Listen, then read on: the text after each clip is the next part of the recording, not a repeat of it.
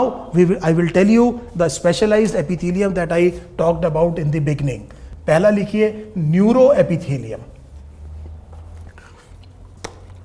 न्यूरोएपिथेलियम, तो एपिथेलियम में बड़े यूनिक कुछ पर्टिकुलर टाइप ऑफ सेल्स भी हैं। एक सेल को मैं क्या कह रहा हूं, न्यूरोएपिथेलियम। ये न्यूरोएपिथेलियम नर्वस टिश्यू नहीं है, लेकिन ये इंपल्स को कंडक्ट कर सकता है।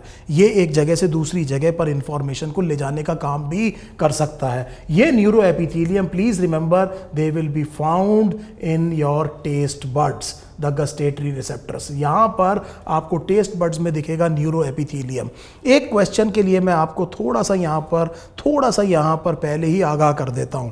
जो ऑल्फैक्टरी मेम्ब्रेन होती है नेजल कैविटी में, हायर अप जो ऑल्फैक्टरी मेम्ब्रेन है, उसमें जो ऑल्फैक्टरी एपिथेलियम होता है वो एक्चुअली बाइपोलर न्यूरॉन है। वो एक्चुअली बाइपोलर न्यूरॉन है। जब मैं न्यूरोएपिथेलियम की बात कर रहा हूं तो न्यूरोएपिथेलियम टेस्ट बड है। जब आप हायर क्लासेस में जाएंगे तो आपको यह पता चलेगा कि न्यूरोएपिथेलियम प्रोजेनाइटर सेल्स भी हो सकते हैं, एम्ब्रियोनिक सेल्स में भी हो सकते हैं, जो बाद में न्यूरल क्रेस्ट या नर्व कॉर्ड के सेल्स को बनाएंगे। लेकिन that is besides the point, that is not required. Please remember कि एडल्ट ह्यूमन बीइंग में neuroepithelium can be found in taste bud, and please also remember that the olfactory epithelium has actual bipolar neurons, it is not neuroepithelium. Now the next would be myoepithelium. Myo का मतलब होता है बेटे muscle, तो that means we are talking of an epithelial cell which can actually contract. और contraction में आपने lower classes में पढ़ा होगा, there are some proteins which are involved which are called as actin and myosin. actin and myosin. तो अगर हम इस सेल को देखें, तो अगर आप इस सेल को देखें, ये मायोएपिथेलियम है। ये एक पर्टिकुलर ग्लैंड का एक एसिनस है जहाँ से वो सिक्रीट करता है, और जिस पर मैं ये मार्कर ले जा रहा हूँ, इस सेल को आप बड़े ध्यान से देखिए, जो फ्लैट सेल इसको पकड़े हुए है, इस सेल को आप कहते हैं मायोएपिथेलियल सेल। और ये सेल जब कॉन्ट्रैक्ट करेगा, यू कैन इजीली अंडरस्टैंड कि ये जो एसिनस है उसके कंटेंट स्क्वीज होंगे, और वो कंटेंट स्क्वीज होकर के डक्ट में आएंगे, और डक्ट के बाद में सिक्रीट होंगे। तो अगर आप बड़े ध्यान से देखें, हम एक सलाइवरी ग्लैंड देख रहे हैं। इस सलाइवरी ग्लैंड का ये एक सिक्रीटरी पार्ट है। इस सिक्रीटरी डायलेटेड पार्ट को मैं एसिनस कह रहा हूँ। इसके जो सेल्स हैं, इनके बाहर इस पर्टिकुलर सेल को, ये जो आपको पर्पल कलर का सेल दिखाई दे रहा है, इस सेल को मैं कह रहा हूँ मायोएपिथेलियम। जब ये सेल कॉन्ट्रैक्ट करेगा तो ये प्रेशर आएगा एसिनस पे, और इसके कंटेंट स्क्वीज आउट करके डक्ट में आएंगे, और डक्ट के बाद में ये सिक्रीट होंगे। So I hope you have understood the myoepithelium. So this myoepithelial cell you will also see in the mammary glands, and obviously we can easily understand it will be involved in ejection of milk. तो दो बड़े special हमने epithelium किया, एक न्यूरोएपिथेलियम taste bud में, दूसरा हमने मायोएपिथेलियम cell देखा जिसमें एक्टिन मायोसिन है, जो कि क्या कर सकता है, एक्चुअली कॉन्ट्रैक्ट कर सकता है। और ये हमने बताया कि किस में प्रेजेंट है, मेमोरी ग्लैंड्स में, और फंक्शन के साथ में हमने कोरिलेट किया कि ये इन्वॉल्व होगा ejection of the milk from the mammalian breast tissue. I hope this is absolutely clear. Now we will shift our discussion to what is called as glandular epithelium. मैं बात करूंगा glandular epithelium की। जैसा कि मैं आपको पहले ही बता चुका हूं कि जितने भी ग्लैंड्स हैं वो मॉडिफाइड एपिथेलियम है, और एपिथेलियम का एक फंक्शन मैं आपको बता चुका हूं कि वो कुछ चीज़ सिक्रीट करते हैं। तो that is why you can easily understand that the glandular epithelium, glandular जो टिश्यू है वो एक्चुअली एपिथेलियम का बना होगा। Epithelial cells are capable of secretion. We have already discussed in another function of the epithelium that they are also capable of selective absorption और reabsorption in the body as well. तो हम जब glandular epithelium की बात कर रहे हैं तो ये वो सेल्स हैं जो कुछ चीज़ों को क्या कर सकते हैं, सिक्रीट कर सकते हैं. जब आप ग्लैंड्स की बात करते हैं तो कुछ ग्लैंड्स, अगर मैं गैस्ट्रो इंटेस्टाइनल ट्रैक्ट के एनाटॉमिकल टाइप ऑफ ग्लैंड्स की बात करूं तो इसमें आपको 3 तरह के ग्लैंड्स दिखाई देंगे. पहला ग्लैंड आपको दिखाई देगा, से फॉर एग्जांपल आपको दिखाई देगा गॉबलेट सेल. ये जो गॉबलेट सेल है ये एक यूनिसेलुलर ग्लैंड है. That means it is a single epithelium that is capable of secretion. These goblet cells, they are millions in number. They are lining the entire part of the alimentary canal right from the mouth till the anus, and these are unicellular cells and they are capable of secreting a very important thing in the alimentary canal which is called as the mucus. और अगर आप ये देखें, ये mucosa है. ये mucosa, this will be lined by epithelium, और इसके नीचे इंटेस्टाइन की जो लेयर होगी उसे हम कहेंगे सब म्यूकोसा। कुछ जगह पर म्यूकोसा इंडेंट कर जाती है deep into the submucosa and this leads to the formation of a multicellular gland. You can see the tubular structure of these glands. These are simple tubular glands, and in small intestine and large intestine they are called as crypts of Lieberkuhn. They are called as crypts of Lieberkuhn.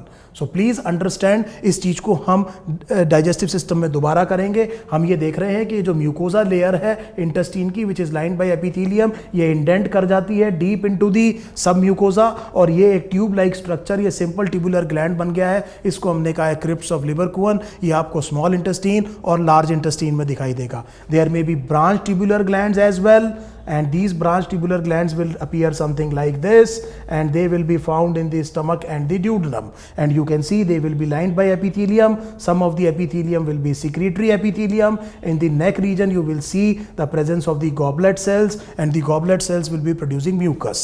तो अगर मैं GIT में anatomical type of glands की बात कर रहा हूँ तो मुझे तीन तरह के glands दिखाई दे रहे हैं। यूनिसेलुलर गॉबलेट सेल्स दिखाई दे रहे हैं, मुझे क्रिप्ट्स ऑफ लीबरकुहन दिखाई दे रहा है, मुझे डीप ट्यूबुलर ग्लैंड्स में जो ब्रांचिंग भी दिखाई दे रही है कंपाउंड ट्यूबुलर ग्लैंड्स, इनको मैंने कहा कि ये स्टमक में और ड्यूडेनम में हो सकते हैं।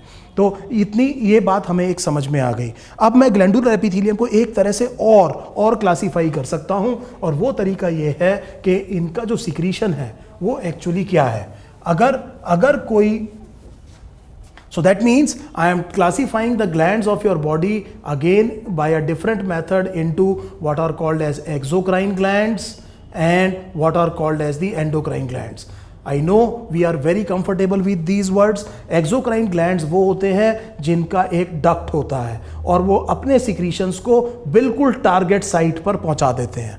जैसे आपका salivary gland will be an exocrine gland, उसका एक डक्ट होगा। Say for example parotid gland का डक्ट होगा स्टेंसन्स डक्ट, और वो स्टेंसन्स डक्ट आकर के बकल म्यूकोजा में खुलेगा अपोजिट अपर सेकेंड मोलर टूथ के अपोजिट बकल म्यूकोजा में, और यहाँ पर सलाइवा आ जाएगा। दैट मीन्स सलाइवा को इन्होंने अपने डक्ट से बिल्कुल अपने स्पेसिफिक टारगेट साइट तक पहुँचा दिया है। So these glands they have ducts and therefore they are called as exocrine, और इनके secretions में जो जनरली जो चीज़ होती है that is called as enzymes. So basically exocrine glands ज़्यादातर सिक्रीट करते हैं हाइड्रोलिटिक एंजाइम्स। आप जानते हैं डाइजेशन को हम हाइड्रोलिसिस भी कहते हैं। जब मैं पॉलीमर को या मैक्रोमोलिक्यूल को उसके कॉन्स्टिट्यूएंट यूनिट्स में तोड़ता हूं तो मुझे वाटर को ऐड करना पड़ता है। जोड़ने के लिए आपको ध्यान है आपने डिहाइड्रेशन सिंथेसिस किया था, इसीलिए डाइजेस्टिव एंजाइम्स को हम हाइड्रोलिसिस कहते हैं। तो एक्सोक्राइन ग्लैंड्स डक्ट वाले ग्लैंड्स हैं, जनरली इनके सिक्रीशंस को हम क्या कहते हैं, एंजाइम्स कहते हैं। एंडोक्राइन ग्लैंड्स के सिक्रीशंस को हम कहते हैं हार्मोन्स, और एक्सोक्राइन ग्लैंड के सेल्स इन हार्मोन्स को अपने नेबरिंग एक्स्ट्रा सेलुलर फ्लूइड में छोड़ देंगे और वहां से they will be transported and circulated by the blood. So इसका मतलब हार्मोन अपनी स्पेसिफिक साइट पे नहीं जाएगा, hormone will be carried by the blood, और इसीलिए वो पूरी बॉडी में ट्रैवल करेगा। लेकिन कुछ ही ऑर्गन्स बॉडी के ऐसे होंगे जिन पर इन हार्मोन्स के लिए रिसेप्टर्स होंगे और वो इन हार्मोन्स के लिए टारगेट ऑर्गन्स बन जाएंगे, लेकिन पूरी बॉडी में घूमने के बावजूद वो कुछ ही सेल्स पे एक्ट करेगा। ऐसे सेल्स को उसका टारगेट सेल या टारगेट ऑर्गन कहा जाएगा। और मैं फिर आपको बता रहा हूं कि ये जो टारगेट सेल या टारगेट ऑर्गन है इसके ऊपर इस हार्मोन्स के लिए रिसेप्टर होने चाहिए। तो हमने ग्लैंड्स को एक और तरीके से क्लासिफाई किया। हमने कहा ग्लैंड या तो एक्सोक्राइन हो सकते हैं या एंडोक्राइन हो सकते हैं। हम ग्लैंड्स में इस एक और क्लासिफिकेशन पैटर्न इस्तेमाल कर सकते हैं। वो क्लासिफिकेशन पैटर्न हमें ये बताता है कि ये सेल्स जो है, जो ग्लैंड के सेल्स हैं, उनका मोड ऑफ सिक्रीटरी प्रोडक्ट कैसे है, वो अपने सिक्रीशन को किस तरीके से सिक्रीट करते हैं। तो अगर आप बड़े ध्यान से देखें, ऊपर वाली चीज को मैंने कहा होलोक्राइन। ये एक होलोक्राइन ग्लैंड है, ये ग्लैंडुलर सेल है, इसके ये सिक्रीशंस यहाँ पर इकट्ठे हो रहे हैं और ये पूरा सेल टूट गया है। So the mature cell dies, और जब ये मैच्योर सेल डाइज तो it becomes the secretory product. तो इस वाले सेल इस वाले को हम कहते हैं होलोक्राइन। होलोक्राइन का मतलब आप ये समझिए कि होलोक्राइन में पूरा का पूरा सेल क्या हो गया है, डिस्ट्रॉय हो गया है और वो खुद सिक्रेटरी प्रोडक्ट बन गया है। अगर मैं दूसरे डायग्राम की तरफ जाऊं तो अगर आप ये सिक्रेटरी सेल देखें तो इसने अपने सिक्रीशन को एपेक्स में इकट्ठा किया है और ये डिमार्केट हो गया है, एक मेम्ब्रेन से अलग हो गया है और केवल एपेक्स वाला पार्ट क्या हुआ है, सिक्रीट हुआ है, and that is why it is called as apocrine. So please understand, apocrine में ये जो सेल है इसके सिक्रीशन एपिकल पार्ट में इकट्ठे करके हमने पिंच ऑफ किया, और पिंच ऑफ करने के बाद में केवल एपेक्स का पार्ट क्या हुआ है, सिक्रीट हुआ है, unlike the holocrine cell where the entire cell became the secretory product. इस तरह की चीज को हम कहते हैं एपोक्राइन। और अगर आप सबसे नीचे देखें तो इसमें सेल ने अपना ये सिक्रीशन एक्सोसाइटोसिस से बाहर फेंकना शुरू किया है, और सेल पूरा का पूरा क्या रहा है, इंटैक्ट रहा है। इसमें ना एपेक्स डैमेज हुआ है ना पूरा सेल डैमेज हुआ है। सेल ने एक्चुअली अपने सिक्रीशंस को क्या किया है, सिक्रीट किया है। इस चीज को हम कहते हैं मीरोक्राइन। सो एक बार फिर मैं आपको बता रहा हूं, होलोक्राइन सेल में पूरा का पूरा सेल डिस्ट्रॉय हो जाता है और वो खुद सिक्रेटरी प्रोडक्ट बन जाता है। एपोक्राइन में सिक्रीशंस को एपेक्स में इकट्ठा करके पिंच ऑफ किया जाता है और ये एपिकल पार्ट ही डिस्ट्रॉय होता है या सिक्रेटरी प्रोडक्ट बन जाता है। होलोक्राइन पार्ट में कोई भी चीज डिस्ट्रॉय नहीं होती, पूरा का पूरा सेल इंटैक्ट रहता है, पूरा का पूरा सेल इंटैक्ट रहता है और केवल अपने सिक्रीशंस को वो सराउंडिंग मीडियम में डाल रहा है। ये आप देख रहे हैं यहाँ पर, ये सेल, इसकी फिजिकल इंटीग्रिटी बिल्कुल भी डैमेज नहीं हुई है। इस तरह की चीज को हम कहते हैं मीरोक्राइन, इसको हम कहते हैं मीरोक्राइन। तो ये तीन, एक और तरीका इसका मतलब हमने ये देखा कि एपिथेलियम को डाइजेस्ट करने का एक और तरीका हो सकता है according to the mode of secretion. Mode of secretion में हमने ये कहा कि या तो सेल क्या हो सकता है, होलोक्राइन,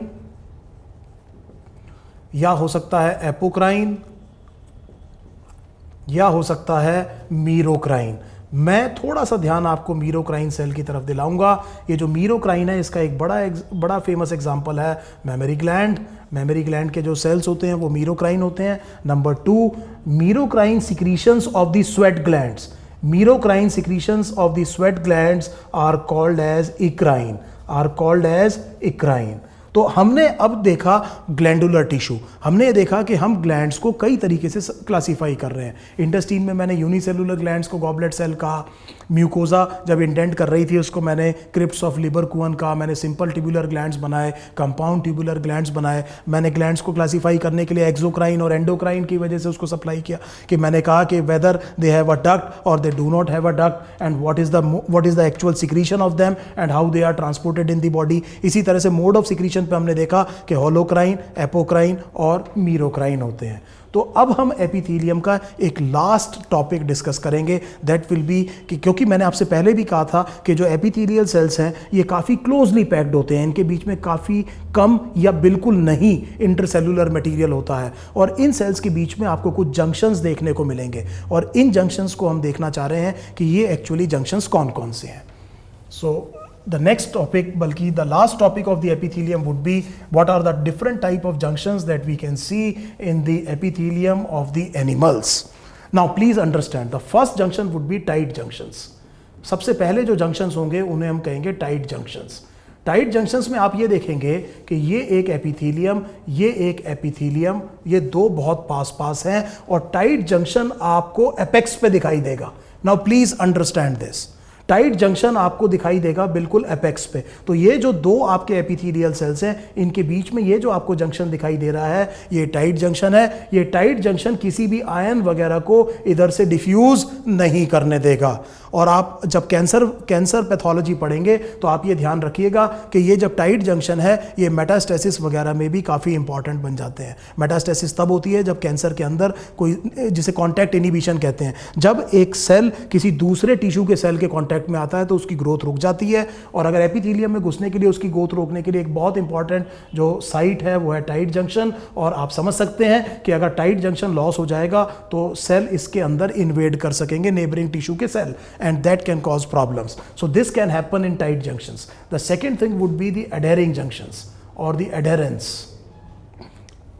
ये हमेशा आपको इसके नीचे दिखाई देंगे, किसके, टाइट जंक्शन के नीचे। तो सबसे ऊपर तो मैंने एपेक्स पे आपको कहा टाइट जंक्शन है, उसके नीचे आपको दिखाई देंगे एडहेरिंग जंक्शंस जिनको हम कह रहे हैं एडहेरेंस। और इसमें आपको कुछ थ्रेड लाइक प्रोटीन्स दिखाई देंगे जो कि इनको आपस में कनेक्ट कर रहे हैं। इन प्रोटीन्स को हम कहेंगे कैडेरेंस, इन प्रोटीन्स को हम कहेंगे कैडेरेंस। ये कैडेरेंस किसी और पर्टिकुलर प्रोटीन से ऐसे अटैच होंगे और इनसे ये एक्टिन फिलामेंट्स निकल रहे होंगे, ये एक्टिन फिलामेंट्स निकल रहे होंगे। तो बीच में ये जो प्रोटीन मैंने आपको कहा जो कि एडहेरिंग जंक्शन बना रहा है, इस प्रोटीन को मैंने कहा कैडेरेंस। कैडेरेंस किसी और प्रोटीन के साथ में आप एसोसिएट देख रहे हैं सेल के अंदर और इससे आप जो बाहर निकलते हुए देख रहे हैं ये एक्टिन फिलामेंट्स हैं, एक्टिन फिलामेंट्स हैं। तो ये वाले जो एडहेरिंग जंक्शंस हैं, इनका काम अपने नाम से पता लग रहा है, ये सेल्स को आपस में जोड़ के रखते हैं। और आप समझ सकते हैं, again cancer pathology, again metastasis, contact inhibition,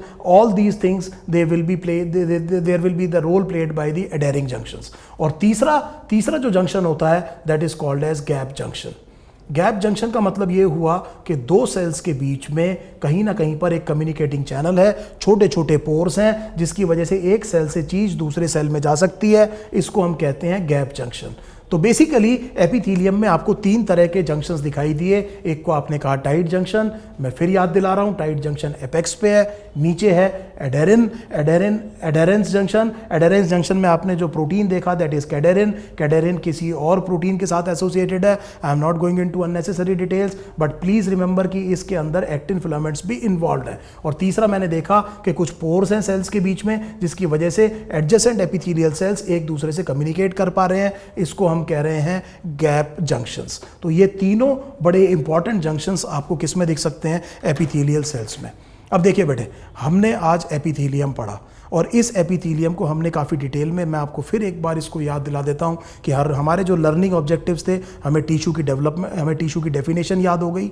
हमें यह भी पता चल गया कि हिस्टोलॉजी किसे कहते हैं। Histology is the study of the tissues. और अगर मैं इसको डिजीज कंटेक्स्ट में बात करूं तो इसको हिस्टोपैथोलॉजी कहेंगे। और हिस्टोपैथोलॉजी का बेटे कैंसर डायग्नोसिस में बहुत इंपॉर्टेंट रोल है। जब हम कैंसर टिश्यू का कोई पार्ट उठाते हैं, जिसे हम कहते हैं बायोप्सी, उसको स्टेन करते हैं, स्टेन करके माइक्रोस्कोप के नीचे देखते हैं, तो हम ये देख लेते हैं कि किस तरह का कैंसर है। This part would be called as histopathology. Not only cancer, there will be so many disease as well, but you are getting a broad idea of histopathology. हमने देखा कि 4 अलग अलग तरह के प्रोटीन्स, 4 अलग अलग तरह के टिश्यूज एनिमल में मिलते हैं, जिसमें हमने देखा 2 बड़े यूनिक हैं जो एनिमल्स में ही मिलते हैं, नर्व और मसल, जिनकी वजह से लोकोमोशन पॉसिबल है और जिसकी वजह से एनिमल वर्ल्ड में डाइवर्सिटी आती है। और इन चारों में जो हमने पहला टिश्यू पढ़ा, वो पढ़ा एपिथेलियम। मैं फिर रीएम्फेसाइज कर रहा हूं इस एपिथेलियम की, आप ये जरूर देखिएगा कि लोकेशंस क्या हैं और किस एपिथेलियम का क्या पर्टिकुलर फंक्शन है। All the best for your exams. Thank you.